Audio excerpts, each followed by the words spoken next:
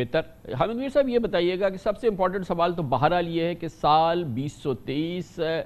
Election کا سال ہے یا نہیں ہے، ورنہ اس میں تو کوئی شک نہیں ہے، آئین کے لحاظ سے، قانون کے لحاظ سے، ہر لحاظ سے اکتوبر میں الیکشن ہونے، نہیں تو نومبر میں الیکشن ہونے، مگر کیا یہ الیکشن کا سال ہے اور کیا یہ اس بات کا تعین ہو چکا ہے؟ اب آپ نے ایک سوال میں دو سوال کر دیے ہیں۔ پہلا سوال آپ کا یہ کہ کیا 2023 الیکشن کا سال ہے، تو میرا جواب ہے یس، یہ ایک کانسٹیٹیوشنل ریکوائرمنٹ ہے، یہ ایک آئینی تقاضا ہے۔ سال 2023 میں موجودہ پارلیمنٹ کی مدت پوری ہو جائے گی، 12 یا 13 اگست تک اس پارلیمنٹ کو ختم کر کے نئے نگران سیٹ اپ کا اعلان کرنا آئینی تقاضا ہے۔ اور دوسرا سوال آپ کا یہ ہے کہ کیا اس کا تعین ہو چکا ہے، تو یہ جو تعین ہے یہ ابھی نہیں ہوا، اس لیے کہ مجھے حکومت کی ایک بہت ہی ذمہ دار شخصیت، اتنی زیادہ ذمہ دار کہ آپ بس تصور ہی کریں، اس ذمہ دار شخصیت نے یہ کہا ہے کہ ابھی یہ تو فیصلہ ہم نے تو کر لیا ہے کہ الیکشن میں جانا ہے ہم نے، لیکن ابھی ہمیں یہ نہیں پتا کہ الیکشن 2023 میں ہوگا یا نہیں ہوگا۔ تو ظاہری بات ہے یہ کوئی فیڈرل منسٹر ہیں جو بہت ہی اہم عہدے پہ ہیں، اور میں ان کو بہت ہی اہم قرار دے رہا ہوں کیونکہ ان کا تعلق براہ راست بہت سے معاملات کے ساتھ ہے۔ تو میرا خیال ہے کہ وزیر اعظم شہباز شریف اور ان کی جو کابینہ کے سینئر وزراء ہیں انہوں نے مائنڈ بنا لیا ہوا ہے کہ ہم نے 2023 میں الیکشن میں جانا ہے، لیکن شاید ان کے اختیار میں نہیں ہے یا ان کو پتہ نہیں ہے کہ 2023 میں الیکشن ہوگا یا نہیں ہوگا، کیونکہ الیکشن کا تعلق بہت سے دوسرے معاملات کے ساتھ ہے۔ جیسا کہ ایک سب سے بڑا معاملہ یہ ہے کہ جو 9 مئی کے جو ذمہ دار لوگ ہیں 102 کے قریب، ان کو جلد از جلد سزا ملے، ان کے خلاف قانونی کارروائی جو ہے وہ اگست سے پہلے مکمل ہو جائے۔ تو اگست سے پہلے اگر وہ قانونی کارروائی مکمل ہو گئی تو شاید الیکشن 2023 میں ہو جائے گا، لیکن اگر نہ ہوئی تو پھر جو حکومت کے انتہائی ذمہ دار ذرائع ہیں ان کا ایک خیال ہے کہ ہو سکتا ہے پھر یہ الیکشن مارچ 2024 میں ہو۔ تو حامد صاحب اس میں جو ہمیں صاف واضح پتہ ہے کہ یہ سیاست نہیں ہے، مطلب زرداری صاحب چاہتے ہیں کہ الیکشن ہو جائے، بلاول چاہتے ہیں کہ الیکشن ہو جائے، جو تاریخ ہے لگ بھگ اس طرف آپ نے فرمایا کہ شہباز شریف صاحب یہ چاہتے ہیں، نواز شریف صاحب کی یہی اطلاع سامنے آئی ہے، لیکن آبویسلی آپ جیسے کہہ رہے ہیں اور ظاہر ہے کہ تاثر بھی صحیح ہے کہ پریویل تو یہ نہیں کرے گی سوچ، پریویل تو کوئی اور سوچ کرے گی، مگر وہاں پر بھی پرائرٹی تو ہے کہ الیکشن ہو جائے، یا وہاں پہ پرائرٹی نہیں ہے کہ الیکشن ہو جائے؟ جو آپ کہہ رہے ہیں معاملات طے ہونا ہے، 9 مئی کے جو کردار ہیں، جو محرکات ہیں، ان کو پوری طرح سے سیٹل کر دیا جائے، ان کے خلاف کارروائی ہو جائے، پھر تو الیکشن میں کوئی رکاوٹ نہیں ہے نا؟ جو 9 مئی کے کردار ہیں اور بقول کچھ لوگوں کے جو ماسٹر مائنڈ ہیں، ان کو صرف سیٹل نہیں کرنا خان صاحب، ڈیمولش کرنا ہے۔ تو یہ جو ڈیمولیشن کا جو پروسیس ہے یہ تھوڑا سا لمبا ہے، کیونکہ اس میں تو بہت سے اس میں جو گواہ پیش ہوں گے، جن میں جب وہ گواہ آئیں گے تو بہت سے لوگوں کے 14 طبق روشن ہو جائیں گے، ایسے گواہ آئیں گے، وہ ایسے بیانات دیں گے کہ جناب یہ ہمارے موجودگی میں یہ منصوبہ جو ہے بنایا گیا، ہماری موجودگی میں یہ انسٹرکشن پاس ہوئی۔ اس میں کچھ ایسے بھی لوگ آئیں گے، بہت سینئر لوگ جو پچھلی حکومت میں بڑے اہم عہدوں پہ بیٹھے ہوئے تھے، کہ جب ہم نے اس سے اختلاف کیا تو ہمیں شو کاز نوٹس جاری کر دیا گیا۔ تو وہ سارا جو معاملہ ہے وہ میرا خیال ہے کہ اس وقت جون کا آخری حصہ چل رہا ہے، تو جولائی یا اگست 2 مہینے میں وہ مجھے لگتا ہے مشکل ہو جائے گا۔ اچھا ہو سکتا ہے کہ اس میں 3-4 مہینے لگ جائیں، مشکل ہو، کٹھن ہو، مطلب چھوٹی موٹی تاخیر ہو سکتی ہے، ٹل تو سکتا نہیں ہے معاملہ بھی، یہ تو اس میں تو کوئی دو رائے نہیں رہ گئی۔ پھر یہ بتائیے گا کہ جو باقی سیاسی ہماری لیڈرشپ ہے، جو سیاسی منظر نامہ ہے، اس میں کسی ایک سیاسی اتحاد کی تو گنجائش نہیں ہے نا؟ یہ پی ٹی آئی اور اس سے جڑے ہوئے معاملات جہاں پر بھی سیٹل ہوں گے، مگر اس کے بعد تو پھر یہ ایک سیاسی اتحاد کی جماعت تو نہیں ہے۔ وہاں خط تنسیق اس پی ڈی ایم یا اس حکمراں اتحاد میں کہاں آپ کو کھنچتا نظر آ رہا ہے؟ اس میں کتنی شدت آپ کو نظر آ رہی ہے؟ دیکھیں، جس طرح 2018 کے الیکشن سے پہلے میرے سمیت بہت سے لوگ، ہو سکتا ہے اس میں آپ بھی شامل ہوں، ہمیں الیکشن کے رزلٹ کا پہلے سے پتا تھا، تو اسی طرح یہ جو اگلا الیکشن ہوگا اس کے رزلٹ کے بارے میں کوئی آپ کو سروے وغیرہ کروانے کی ضرورت نہیں ہوگی۔ اس کا رزلٹ آپ کو میرا خیال ہے پہلے ہی پتہ ہوگا، بلکہ مجھے تو شاید ابھی سے میں کہہ سکتا ہوں کہ مجھے پتہ ہے. تو یہ اس میں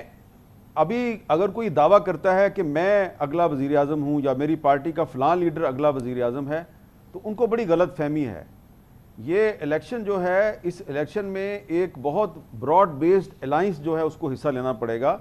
اور اس براڈ بیسڈ الائنس میں صرف پی ڈی ایم اور پیپلز پارٹی شامل نہیں ہوں گے. اس میں یہ جو نئی پارٹیاں بنائی جا رہی ہیں یہ بھی پارٹیاں شامل ہوں گی. کچھ نیشنلسٹ پارٹیاں جن کا تعلق بلوچستان سے ہے، جو پہلے سے اس حکومت کا حصہ ہیں، میر ان صاحب کو بھی شامل میں کیا یہ جائے گا. جاننا چاہ رہا ہوں تو کہ یہ ایک سیاسی اتحاد تو الیکشن میں نہیں ہوگا نا، مخالف ہوتا ہے، سامنے ہوتا ہے، ایک